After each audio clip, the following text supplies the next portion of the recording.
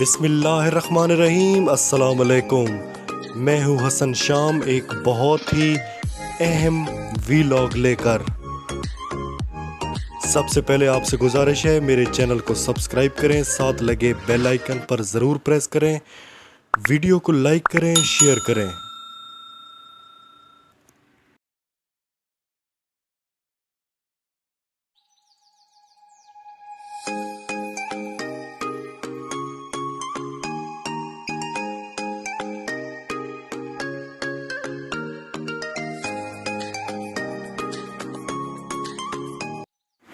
آخر کار پاکستان میں وہ کھیل شروع ہو گیا جس کے لیے عمران حکومت کو رجیم چینج کے ذریعے ہٹایا گیا۔ جس روز عمران خان نے امریکہ کو ایبسولوٹلی ناٹ کہا تھا، اس کے بعد سے عمران خان کو ہٹانے کی سازش شروع کر دی گئی تھی، مگر نہیں، شاید اس سے بہت پہلے عمران خان طاقتور حلقوں کو ناپسند تھا۔ عمران خان نے اینکر عمران ریاض خان کو انٹرویو دیتے ہوئے کہا کہ الیکشن کمشنر سلطان سکندر راجہ کو میں نہیں بلکہ نیوٹرل لے کر آئے تھے۔ انہوں نے مجھے گارنٹی دی تھی کہ یہ بہت اچھا آدمی ہے اور نیوٹرل ہے۔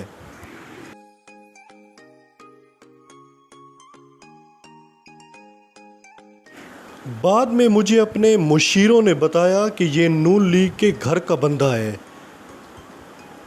تو میں نے پھر نیوٹرل سے بات کی کہ یہ تو نون لیگ کے گھر کا آدمی ہے، یہ کیسے نیوٹرل ہو سکتا ہے؟ تب انہوں نے گارنٹی دی کہ یہ غیر جانبدار رہے گا، ہم اس کی 100% گارنٹی دیتے ہیں۔ اس کے بعد عثمان بزدار کا معاملہ، نیوٹرل وزیر اعلیٰ پنجاب کے لیے اپنا بندہ دینا چاہتے تھے۔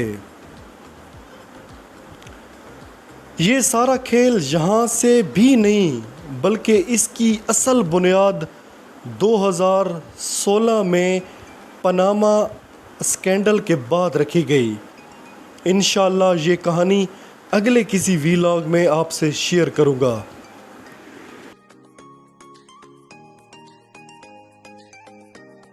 اس ساری فلم کا سکرپٹ رائٹر اب اپنے مقصد تک پہنچنے کے قریب ہے۔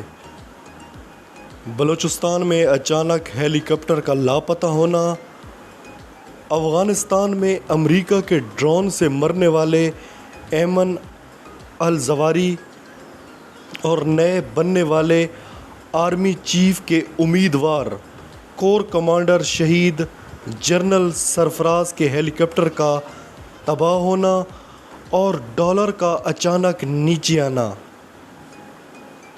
جنرل سرفراز ایک مذہبی انسان تھے، اسلام سے بہت لگاؤ تھا اور کشمیر فتح کرنے کی شدید خواہش رکھتے تھے۔